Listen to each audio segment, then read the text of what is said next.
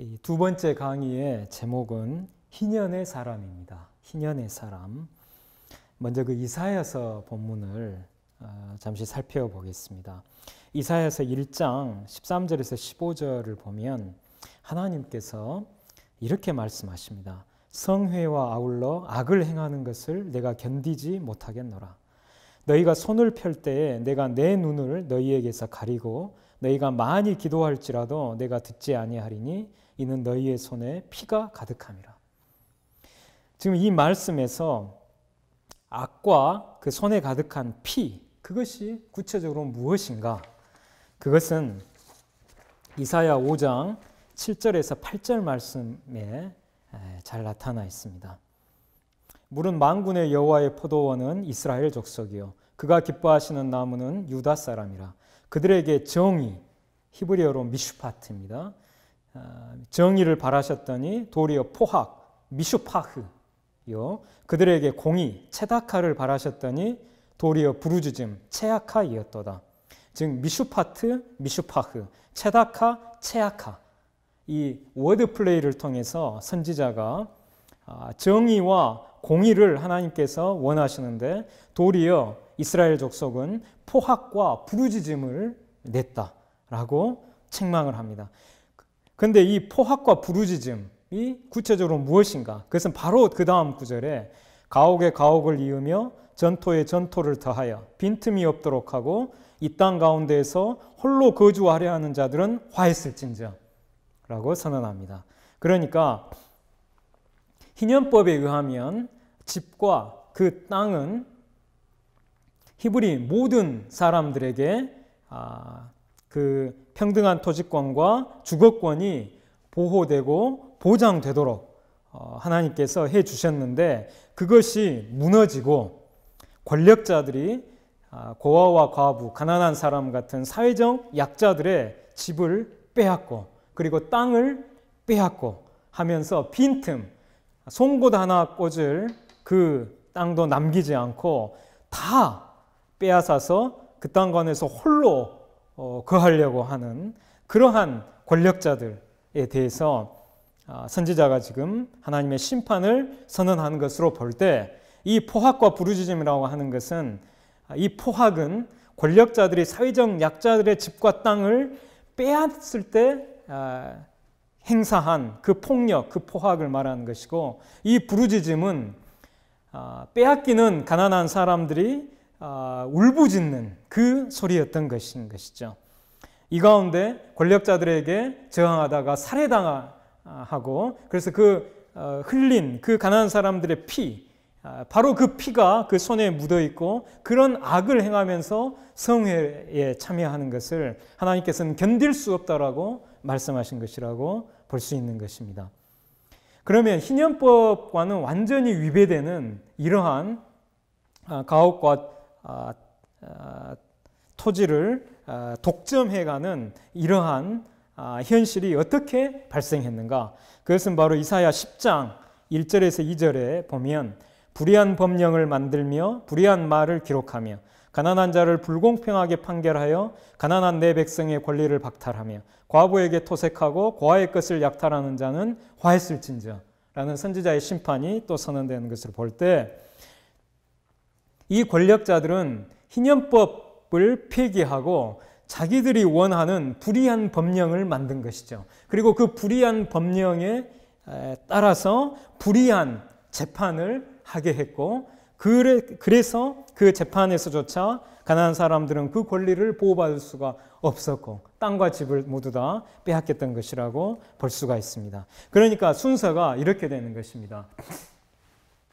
불의한 법령을 만드는 입법 불의에서 불의한 재판을 행하는 사법 불의로 그리고 이 사법 불의에서 땅과 집을 빼앗기는 부당하게 권력자들이 빼앗아가는 토지 불의와 주거 불의가 나타났다라고 볼 수가 있습니다. 이 과정에서 피가 흘려졌고 이 과정에서 포학과 울부짖음이 나온 것이라고 할 수 있습니다. 이사야서 58장에 보면 여호와의 기뻐하시는 금식이 나오죠. 그것은 한마디로 희년 실천이라고 할 수가 있습니다. 58장 6절에서 12절 말씀에 보면 내가 기뻐하는 금식은 흉악의 결박을 풀어주며 멍에의 줄을 끌어주며 압제당하는 자를 자유하게 하며 모든 멍에를 꺾는 것이 아니겠느냐. 또 줄인 자에게 내 양식을 나누어 주며 유래하는 빈민을 집에 들이며 헐벗은 자를 보면 입히며 또 내 권력을 피하여 스스로 숨지 아니하는 것이 아니겠느냐. 여기서 자유하게 한다는 것은 바로 희년이 되었음에도 불구하고 품꾼으로 부리고 있는 히브리 사람을 풀어주지 않고 자유를 회복시켜주지 않고 계속 억류하면서 자기의 종, 노예로 삼아버리는 그 행위를 말하는 것이죠. 그리고 줄인 자에게 그 양식을 나누어 주지 않고 유래하는 빈민을 집에 들이지 않고 헐벗은 자를 이렇게 입히지 않고 또 권력을 피해 숨는 것, 이것도 모두 다 반희년적인 그러한 악행들이라고 할 수가 있습니다.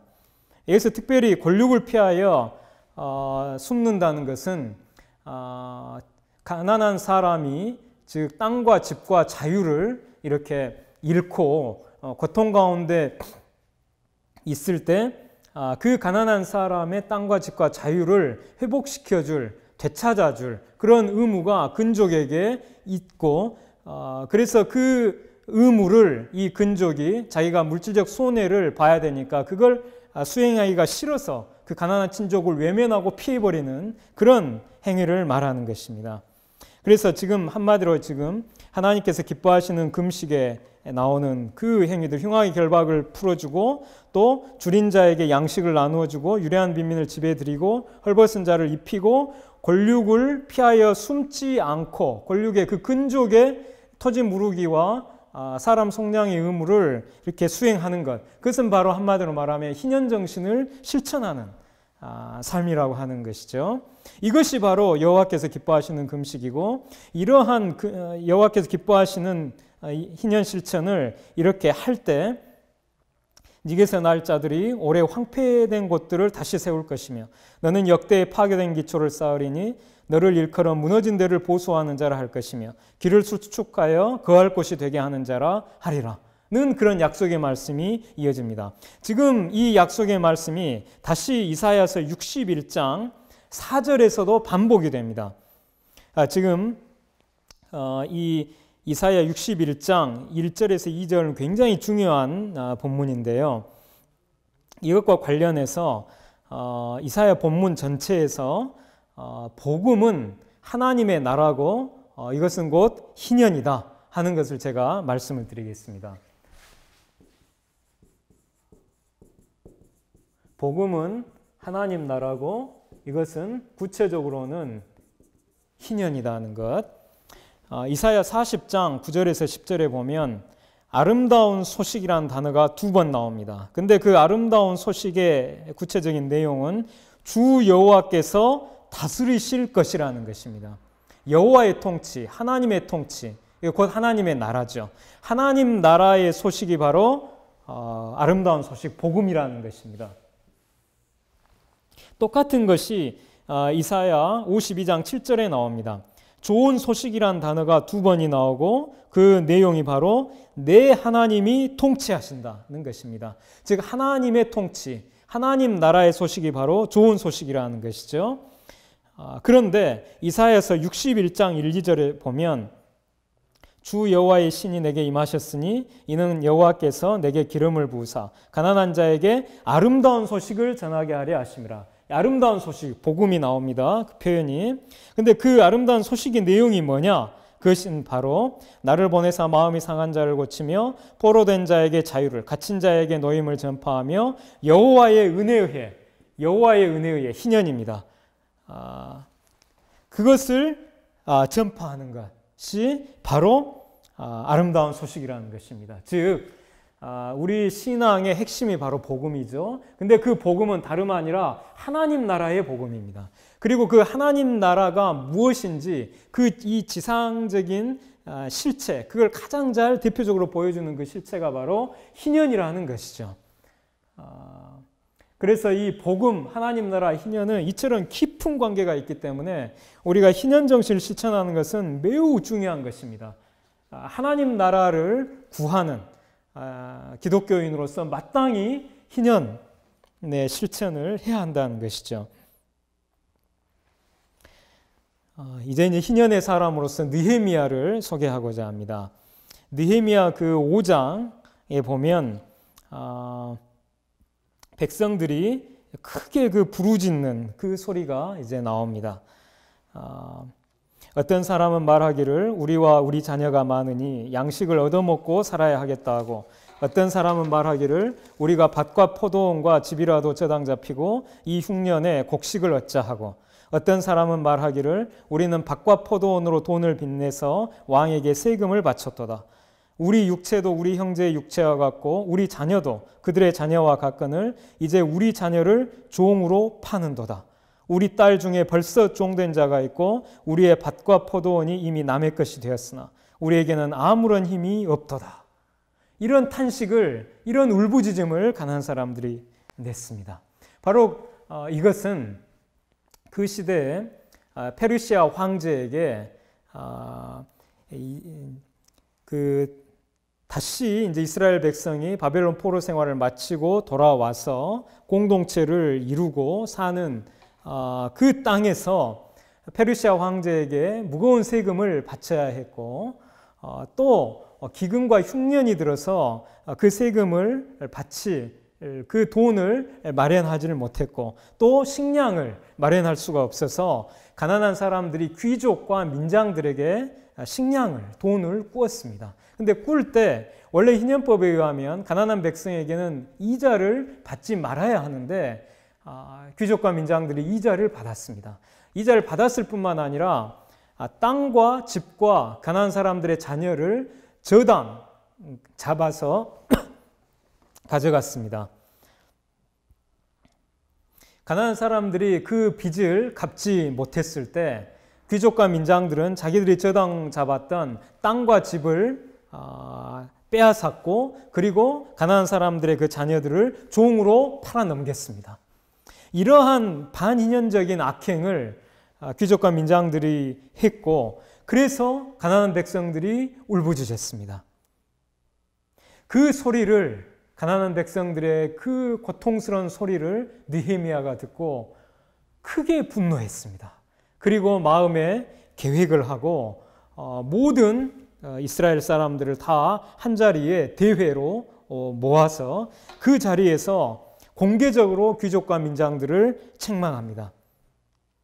그래서 그 귀족과 민장들에게 당장 그 이자를, 가난한 사람들에게 받은 그 이자를 돌려보내고, 그리고 저당물로 빼앗아갔던 땅과 집을 다 돌려보내고, 종으로 팔아넘긴 사람들 다시 되찾고, 또 끌어간 가난한 사람들의 자녀를 당장 돌려보내라고 그렇게 요구합니다.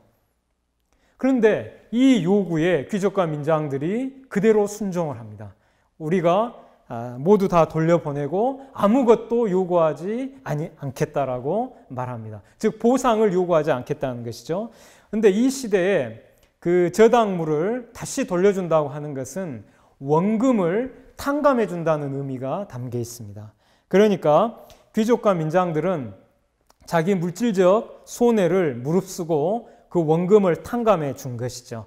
저당물로 빼앗아갔던 땅과 집과 가난한 사람들의 자녀들을 다 돌려보내고 이자도 다 돌려주고 원금도 다 탕감해 준 것입니다.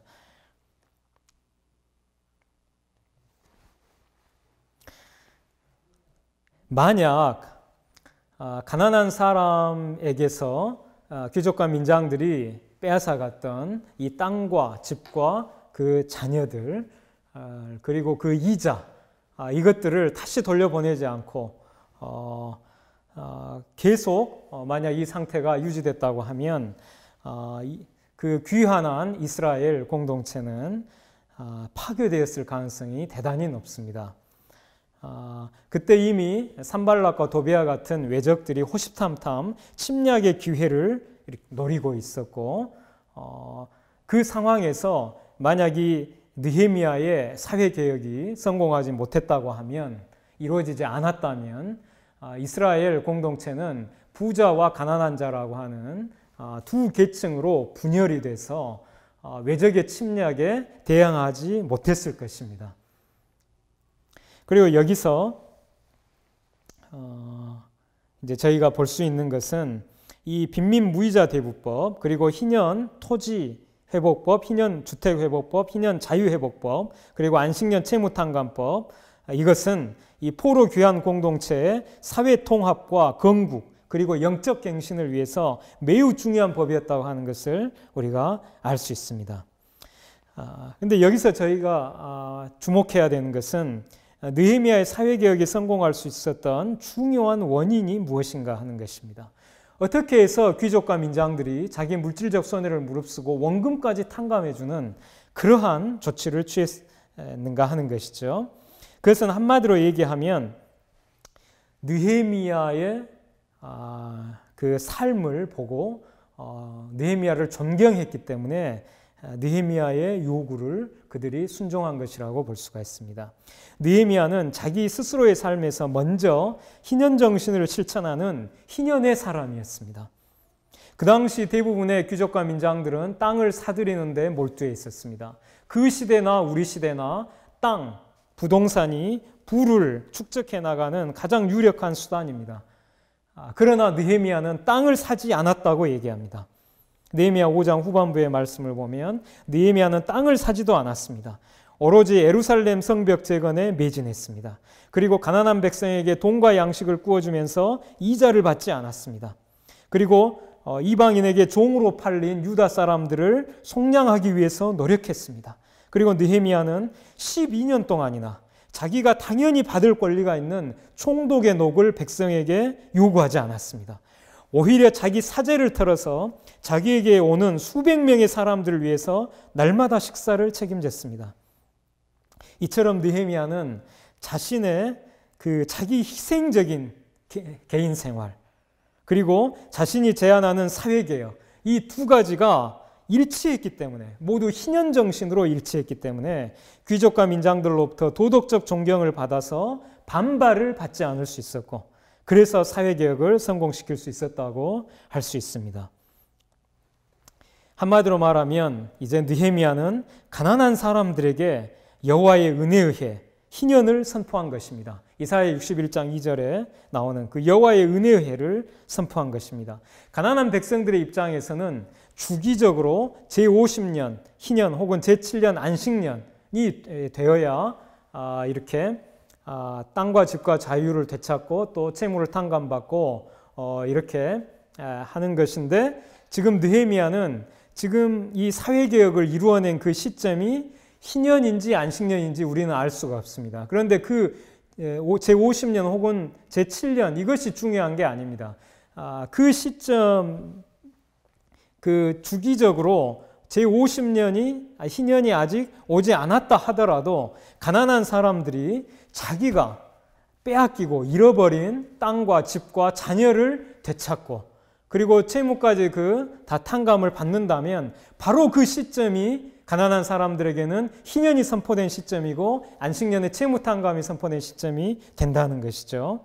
그러니까 그 제7년, 제50년 주기가 중요한 것이 아니라 희년 정신, 안식년 정신, 토지와 주택과 자유의 회복이라고 하는 희년 정신과 채무 탕감이라고 하는 안식년의 그 정신, 그것이 실현되는 그 시점이 바로 가난한 사람들에게는 희년과 안식년이 된다는 것입니다.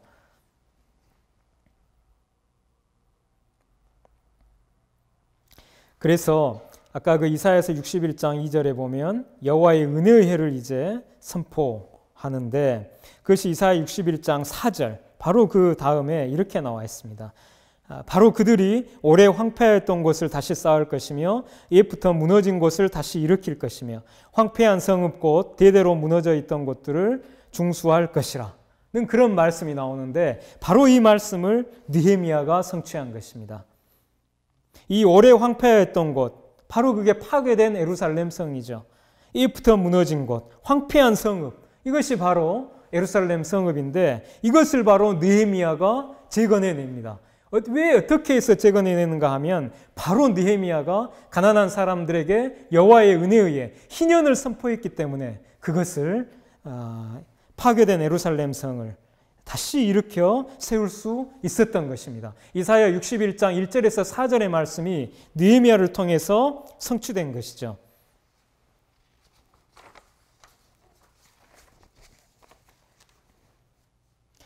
귀족과 민장들의 입장에서 생각을 해보면 사실 귀족과 민장들은 반희년적인 희년정신과 정반대되는 악행을 일삼고 있었습니다.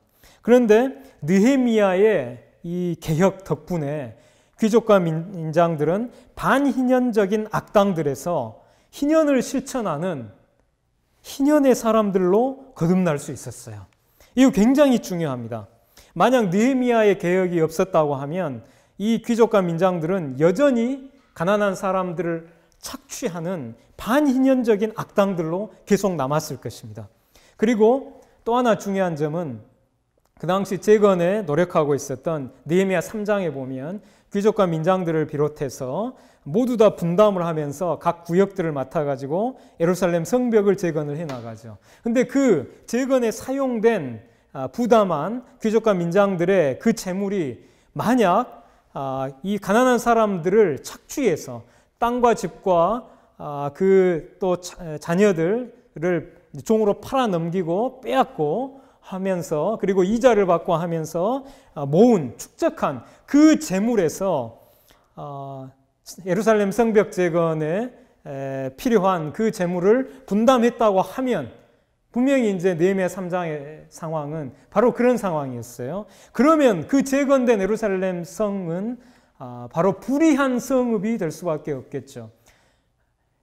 반희년적인 악행을 일삼으면서 가난한 사람들을 압제하면서 빼앗은 그 재물을 가지고 다시 쌓은 예루살렘 성, 그것을 하나님께서 어떻게 하시겠습니까?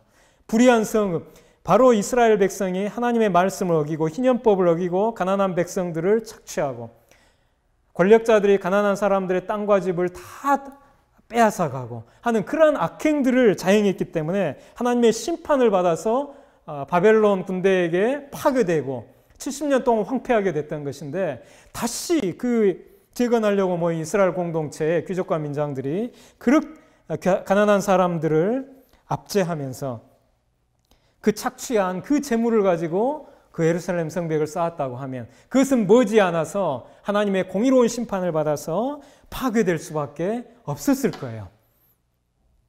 그러니까 이 느헤미야의 이 희년사회 개혁은 귀한 이스라엘 공동체에게 매우 중요한 의미를 갖고 있는 것입니다. 귀족과 민장들은 느헤미야의 개혁 덕분에 희년 정신을 실천하는 희년의 사람들로 거듭날 수가 있었고 자기들이 이 성벽 재건에 분담한 그러한 재물을 거룩하게 이제 할 수가 있었어요. 불의한 재물을 성화시킬 수가 있었던 것입니다. 그렇게 해서 불의를 청산하고 거룩하게 된 그 재물로 예루살렘 성벽은 다시 재건될 수가 있었고 그래서 귀한 이스라엘 공동체는 다시 영적 갱신을 할 수 있는 그 기초를 마련할 수가 있었던 것이죠. 여기서 느헤미야는 한마디로 메시아적 사역을 한 것입니다. 느헤미야는 메시아를 예표하죠. 메시아이신 예수님께서는 느헤미야가 예표적으로 보여준 희년 사역을 완성하십니다.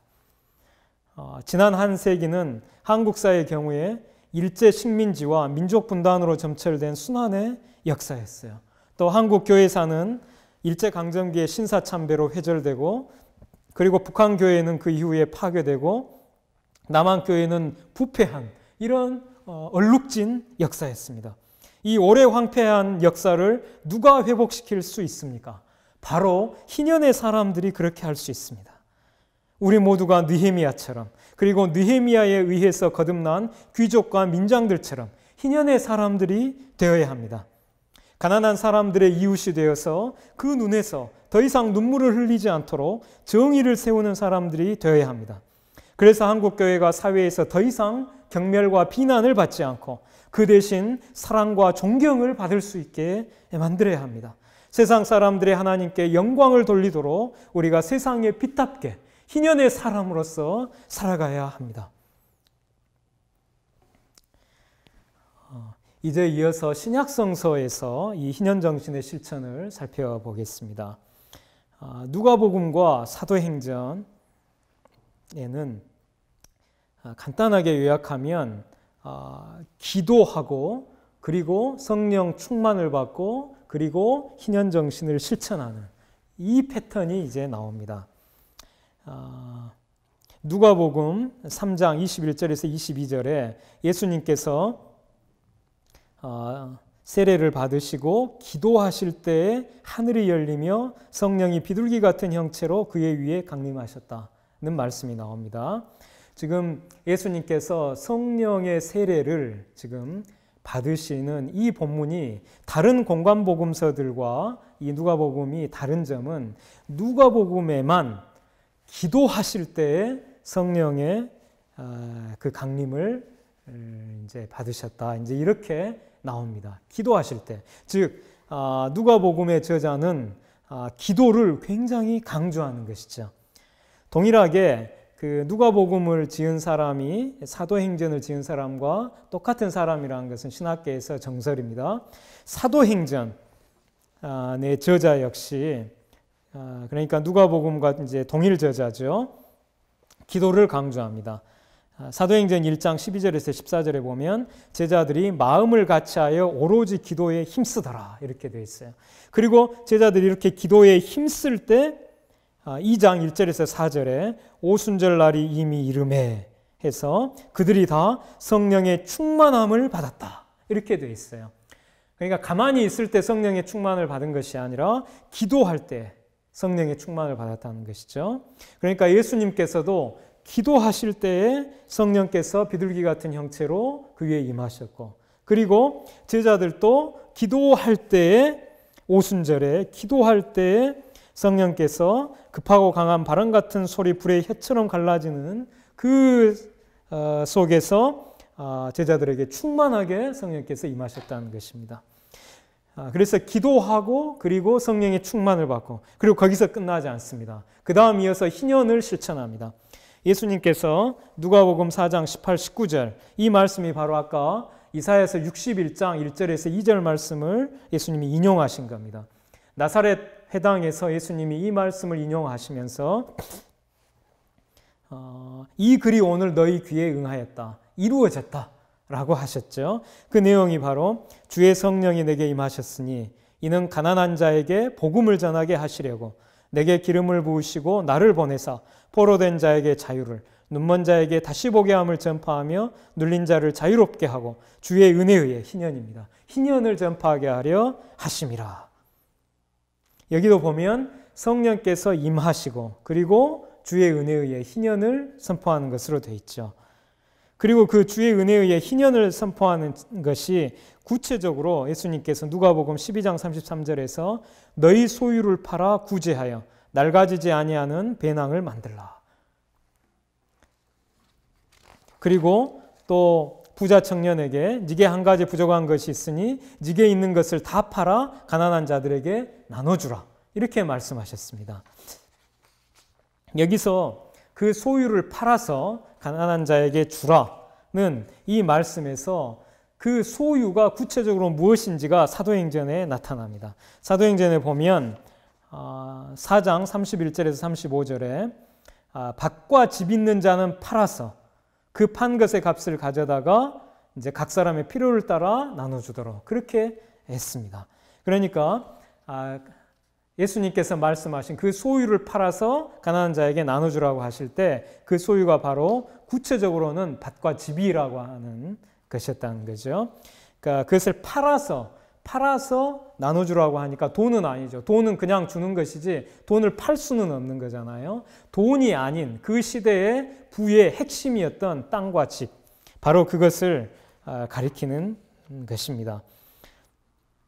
근데 여기 이제 사도행전에서 사도행전 2장 42절에서 45절에 보면 그들이 사도의 가르침을 받아 이 사도의 가르침 안에는 예수님께서 그 소유를 팔아서 구제하라, 네 가진 것을 팔아서 가난한 자에게 나눠주라. 이런 말씀들이 포함됐을 거예요. 그 예수님의 그 말씀을 사도들이 가르쳤고, 그래서 이제 그 2장 45절에 보면 재산과 소유를 팔아 각 사람의 필요를 따라 나눠주는 일이 일어난 것입니다. 사도의 가르침이 있었고, 그 가르침을 받아서 성령 충만한 가운데 재산과 소유를 팔아서 각 사람의 필요를 따라 나눠주는 일이 있었던 것이죠.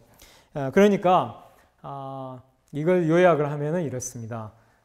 예수님께서도 이제 또 사도행전 그 제자들도 모두 다 기도에 힘썼고, 기도하는 가운데 성령의 충만을 받았고, 성령의 충만함 가운데서 그 소유를 팔아서, 즉 땅과 집을 팔아서 가난한 자에게 나눠주는 희년 정신을 실천했다는 것이죠. 이것을 좀 더 이제 더 자세히 좀 살펴보겠습니다. 그 예수님이 희년 경제를 실천하라고 하신 그 계명이 있는데, 아까 그 부자 청년의 그 경우입니다. 근데 그 부자 청년은 예수님의 그 말씀을 듣고 재물이 많은 거로 이 말씀을 인하여 슬픈 기색을 띠고 근심하며 갔습니다. 근데 이때 그 재물로 번역된 마가복음 10장 10장 22절에서 재물로 번역된 헬라어 원어는 크테에마타입니다. 이건 크테에마의 복수형인데, 크테에마는 토지를 가리킵니다. 그러니까 70인역 성경에서, 즉 구약성서, 히브리어 구약성서를 헬라어로 번역한 70인역 성경에서 구약 히브리어 그 토지를 헬라어로 번역할 때 크테에마로 번역을 했어요. 그리고 사도행전 5장에서 아나니아와 그 삽비라 사건에서 그 문맥에서 아나니아가 팔고 그 값을 숨긴 것이 바로 땅이라는 걸 우리가 알 수 있죠. 근데 거기서 아나니아가 그 소유를 팔았다고 했을 때 그 소유로 이제 우리 번역된 그 헬라어가 바로 크테에마입니다. 그러니까 크테에마는 한마디로 하면 땅이에요, 땅. 그리고 그 땅에 부속된 것, 그러니까 집도 포함을 합니다. 땅이 기본적인 의미고 그 위에 서 있는 집도 포함하는 개념인 것입니다. 그러니까 한마디로 말하면 이 부자 청년은 땅이 많은 거로 예수님의 말씀을 인하여 근심하고 이제 간 것이죠. 예수님의 이 명령은 한마디로 말하면 그 부자 청년이 자기 몫을 초과해서 가난한 이웃들의 몫으로서의 그 땅을 가지고 있었던 그 부분을 가난한 사람에게 돌려주라는 그런 의미로 이해가 됩니다. 그리고 예수님의 이 명령은 하나님의 나라에 들어가는 문제, 또 내세의 영생을 받는 문제와 아주 직결되는 굉장히 중요한 문제입니다. 여기서 좀 더 깊이 이제 들어가 보면 우리말 번역에서는 그 부자 청년에게 가진 것을 다 팔아 가난한 자에게 주고 예수님을 따르라, 이제 다 공관복음서들 다 그렇게 이제 번역을 했습니다. 그런데 여기 그 헬라어에서 모두 혹은 다라고 하는 그 의미는 지금 우리 어법에서 예외 없이 모두라는 뜻이 아닙니다. 이것은 예외가 있는 모두라는 뜻이에요. 그러니까 예를 들면 세례 요한에게 이스라엘 백성들이 모두 세례를 받았다, 이렇게 성서에 표현이 되어 있죠. 그런데 바로 그 다음에 바리새인과 사두개인들은 악함으로 세례 요한의 그 세례를 받지 않았다, 이렇게 되어 있습니다. 그러니까 지금 그 바리새인과 사두개인이라는 그 예외가 있는 모두라는 뜻인 것이죠. 마찬가지로 지금 예수님께서 이 부자 청년에게 가진 것을 다 팔아 가난한 자에게 주라고 하실 때 예외 없이 모두 팔라고 하는 것이 아니라 희년법에서 보장된 이 부자 청년의 가족들이 그 생계를 유지하고 살아야 되는 그 땅과 그 집, 그 가족 몫만큼의 땅과 집을 제외하고 그 나머지를 이제 팔아서 가난한 사람에게 나눠주라고 하신 그 의미라고 할 수가 있는 것입니다. 지금 이 문답에서 부자 청년은 영생의 길을 질문했고 예수님은 십계명을 중심으로 해서 그걸 실천하라고 말씀하셨죠. 그런데 부자 청년은 그것은 다 지켰다고 얘기했습니다. 그런데 예수님께서 보실 때 이 부자 청년에게 한 가지 부족한 것이 있습니다. 그건 바로 결정적으로 부족한 것이었는데 그것은 바로 희년법을 어기고 불법적으로 이웃들의 땅을 차지해서 거대한 지주로서 대지주로서 존재하고 있었다는 것이죠. 그래서 예수님은 네 가진 것을 다 팔아 가난한 자에게 주라고 하신 이 의미는 다름 아니라 가난한 사람의 몫인 그 땅, 그러니까 희년법을 어긴 채 불법적으로 네가 갖고 있는 가난한 사람들의 땅을 가난한 사람들에게 주는 그 하나의 방식으로서 그 땅을 그러니까 가족목만큼을 제외한 나머지 땅을 이렇게 팔아서 가난한 사람에게 주라고 한 것으로 이제 의미를 이해할 수가 있는 것입니다. 여기서 이 부자 청년의 가족들이 있었을 거예요. 지금 어떤 신학자들이 얘기하는 것처럼 이것을 만약 모두 예외 없이 모두 다 팔아서 가난한 자에게 주고 나를 따르라 이런 의미로 이해를 하게 되면 이 부자 청년은 설령 예수님을 그렇게 따라간다 하더라도 이 부자 청년의 나머지 남은 가족들은 당장 유리 걸식할 수밖에 없게 되지 않겠습니까? 그러니까 예수님의 이 말씀은 그것을 모두 다 예외 없이 다 이렇게 팔아서 주라는 그런 말씀이 아닌 거예요. 그 가족의 그 생계에 필요한 그 땅과 집을 제외한 나머지를, 그 나머지는 다 가난한 사람들의 몫이니까 원래 그것을 다 팔아서 가난한 자에게 주라는 그런 의미였다는 것입니다.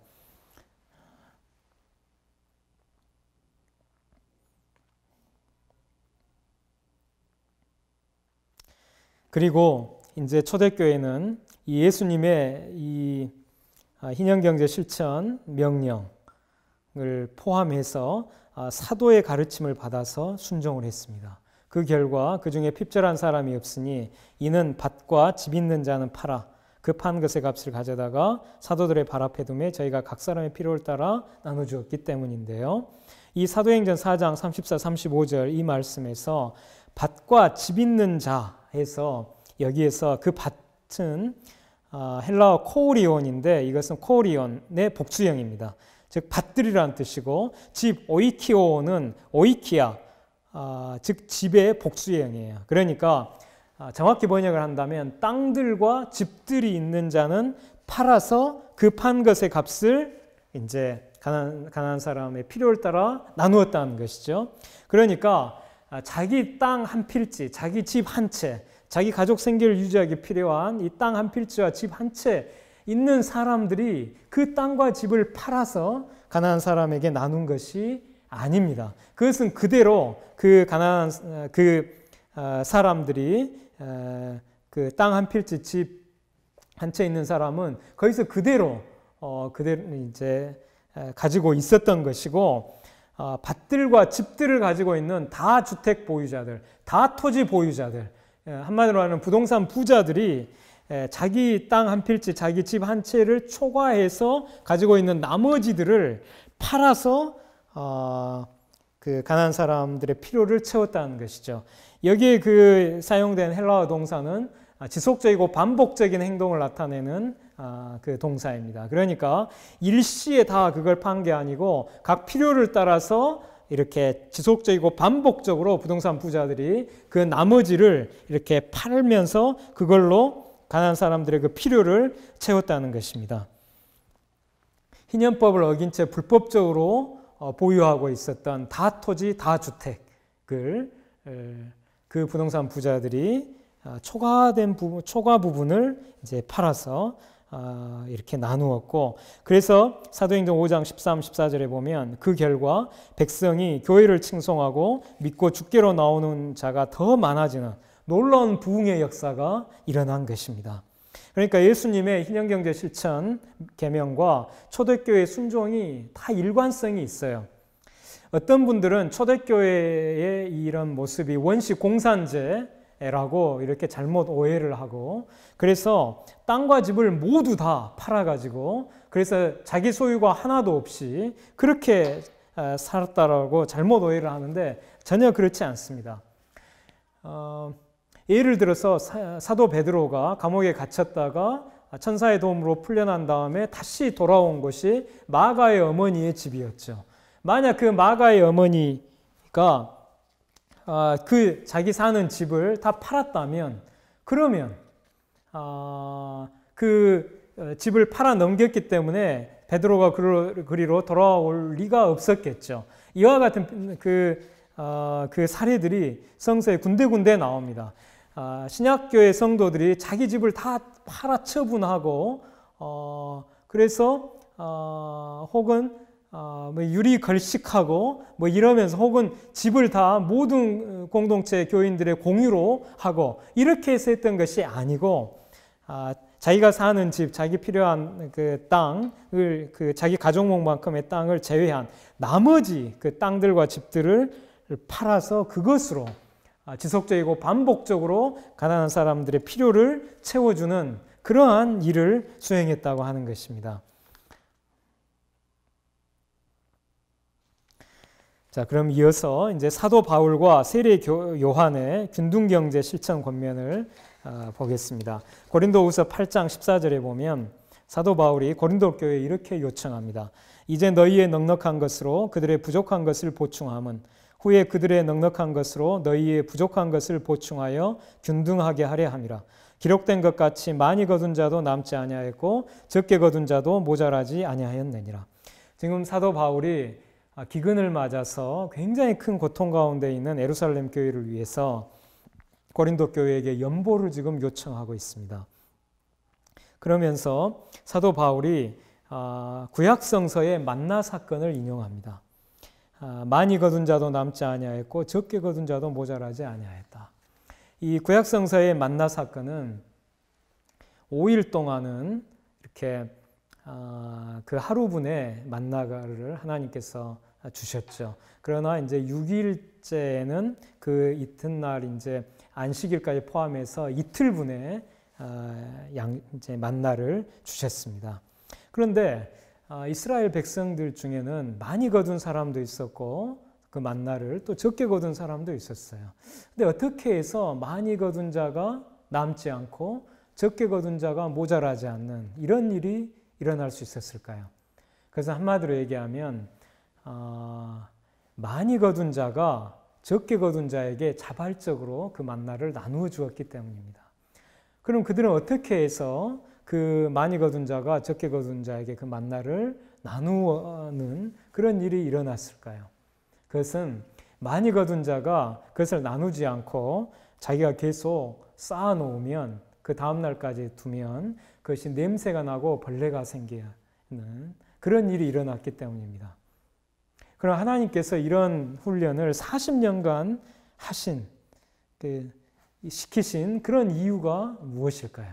그것은 바로 이스라엘 백성들에게 이게 만나가 부족해서 어려움 가운데 있는 그 사람들에게 그것을 만나를 많이 거둔 사람이 자발적으로 나누도록 하시는 이 훈련 속에서 이 이웃의 부족한 핍절한 이웃의 몫을 네가 쌓아두고 있으면 그것은 냄새나고 벌레가 나는 양식, 재물에 불과한 것이니까 그것을 네 스스로 가난한 사람에게, 핍절한 사람에게 나누어라 라는 그 하나님의 마음이 거기에 담겨 있다고 할 수 있습니다.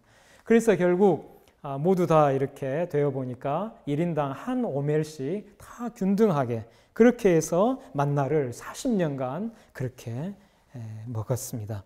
바로 이 만나 사건을 인용을 해서 사도 바울이 이제 너희의 넉넉한 것으로 그들의 부족한 것을 보충함은 후에 그들의 넉넉한 것으로 너희의 부족한 것을 보충하여 균등하게 하려 함이라. 이제 너희 고린도 교회가 예루살렘 가난한 교회를 위해서 이렇게 나누면 훗날 예루살렘 교회가 넉넉하게 됐을 때 그들이 너희에게 부족한, 그리고 너희가 부족하게 됐을 때 여유 있는 그들이 너희에게 나눔으로써 모두 다 이렇게 균등하게 될 것이다. 여기에 바로 균등 경제, 실천 권면이 담겨 있는 것입니다. 이것이 공산주의와 다른 것은 공산주의는 법과 제도에 의해서 강제로 균등 경제를 요구합니다. 그러나 성서는, 사도 바울은 강제가 아니라 성령의 충만 속에서, 성령 하나님의 역사하심 속에서, 하나님의 은혜 가운데서 자발적으로 이것을 균등 경제를 실천하도록 권면한다는 점이 다릅니다. 공산주의는 그걸 강제로 했기 때문에 생산의 인센티브가 소멸되고, 그래서 생산력이 침체되고, 그래서 가난밖에는 나누어 가질 것이 없는 낙후된 사회로 전락할 수밖에 없었던 것이죠. 그러나 성령의 역사하심 속에서 이 균등 경제를 자발적으로 실천을 하게 되는 기독교 공동체 안에서는 다른 사람들, 가난한 사람, 어려운 사람에게 나누어 주기 위해서 더 열심히 일하게 되기 때문에 생산력이 침체되지 않고 오히려 더 많이 생산할 수 있는 그 정반대 현상이 일어날 수가 있는 것입니다. 이 사도 바울의 균등 경제 실천과 똑같은 얘기를 세례 요한이 합니다. 마가복음 1장 3, 4절에서 광야에 외치는 자의 소리가 있어 가로되 너희는 주의 길을 예비하라. 그의 첩경을 평탄케 하라. 기록된 것과 같이 세례 요한이 이르러 광야에서 죄 사함을 받게 하는 회개의 세례를 전파하니 했습니다. 세례 요한의 사역의 핵심은 회개였어요. 회개 운동이었습니다. 근데 이 회개에 대한 헬라 원어는 메타노이아입니다. 근데 메타는 바꾸기라는 뜻이고 노이아는 생각이라는 뜻이에요. 그러니까 메타노이아는 생각 바꾸기입니다. 세계관 바꾸기. 그것이 바로 회개의 본질입니다. 회개는 감정적으로 눈물을 흘리는데 그 본질이 있는 것이 아니고 생각을 바꾸는 것, 세계관을 바꾸는 것. 그것이 바로 회개의 본질입니다. 세례 요한은 회개에 합당한 열매를 맺으라고 촉구하면서 경제적 측면에서 누가복음 3장 11절에 보면 옷 2벌 있는 자는 옷 없는 자에게 나눠줄 것이요 먹을 것이 있는 자도 그렇게 할 것이니라 고 요구했습니다. 그러니까 옷 2벌 있는 자가 없는 자에게 나눠주면 각각 한 벌씩 균등하게 되는 것이죠. 먹을 것도 균등하게 되는 것이죠. 그러니까 세례 요한은 세계관 바꾸기에 굉장히 중요한 것으로 경제관 바꾸기를 회개로 요청한 것입니다. 너희들 경제관을 바꿔라. 균등 경제관, 신형 경제관으로 너희의 경제관을 바꿔라. 그것이 회개다. 그리고 그 회개에 합당한 열매로서 그 균등 경제를 실천해라. 그래서 옷 2벌 있는 자는 없는 자에게 나눠주고 먹을 것 있는 자도 그렇게 해라. 라고 세례 요한은 요구한 것입니다. 그러니까 사도 바울과 세례 요한은 모두 다 똑같이 균등 경제를 실천하라고 요구했고 이것은 바로 신형 경제라고 할 수가 있습니다. 신현 정신의 핵심은 대속 정신입니다. 가난 때문에 땅과 집과 자유와 가족을 잃은 가난한 친족을 위해서 자신이 대신 값을 치르고 그 가난한 친족의 땅과 집과 자유와 가족을 회복시켜 주는 이 근족의 대속 정신이 바로 신현 정신의 핵심입니다. 근데 이 근족의 대속 정신은 바로 십자가 정신입니다. 예수님은 십자가에서 우리를 위해 대신 값을 치르시고 우리가 잃어버린 땅, 하나님 나라 기업과 우리가 잃어버린 자유, 죄와 마귀와 사망의 종노릇으로부터의 자유를 회복시켜 주셨습니다. 예수님은 십자가 대속을 통해 우리에게 희년을 선포해 주신 것입니다. 이 예수님의 은혜를 받아서 희년을 선포받은 우리가 이제 예수님의 십자가 정신을 본받아야 합니다. 고린도후서 8장 9절에 우리 주 예수 그리스도의 은혜를 너희가 알거니와 부요하신 이로써 너희를 위하여 가난하게 되심은 그의 가난함으로 말미암아 너희를 부요하게 하려 하심이라. 이 예수님의 십자가 정신을 본받아서 우리가 희년 정신을 실천하는 희년의 사람들이 되어야 합니다. 이 두 번째 강의 희년의 사람을 이제 요약하겠습니다. 복음은 하나님의 나라고 또 구체적으로는 이 땅에서는 희년이라고 할 수가 있습니다. 느헤미야는 개인적으로 희년을 실천하는 사람이었고 더 나아가서 사회적으로 희년 개혁을 이루어낸 사람이었습니다. 느헤미야는 가난한 백성들에게 희년을 선포했고 그 결과 귀환한 이스라엘 백성들은 다시 오래 황폐하였던 예루살렘 성을 다시 귀족과 민장들과 가난한 백성들이 힘을 합해서 다시 쌓을 수가 있었습니다. 누가복음과 사도행전에서 우리는 기도를 열심히 하고 기도 가운데 성령의 충만을 받고 그리고 희년을 실천해야 한다는 것을 우리가 보았습니다. 예수님의 희년경제 실천 계명에 초대교회는 순종했고 그 결과 놀라운 부흥의 역사가 일어났습니다. 사도 바울과 세례 요한의 균등경제 실천을 권면하는 그 말씀을 우리가 새기고 이것은 모두 다 사실은 자기의 물질적인 손해를 무릅쓰고 해야 하는 것인데 근데 희년정신의 핵심이 바로 대속정신입니다. 근족의 대속정신은 자기 물질적 손해를 무릅쓰고 하는 것이고 바로 예수님의 십자가 정신이 자신의 생명값을 대신 지불하시고 우리에게 잃어버린 땅과 자유를 되찾아 주신 것이었다는 점을 우리가 생각하고 우리 기독교인들은 예수님의 십자가 정신을 본받아서 희년 정신을 실천하는 희년의 사람들이 모두 되기를 원합니다. 이만 마치겠습니다.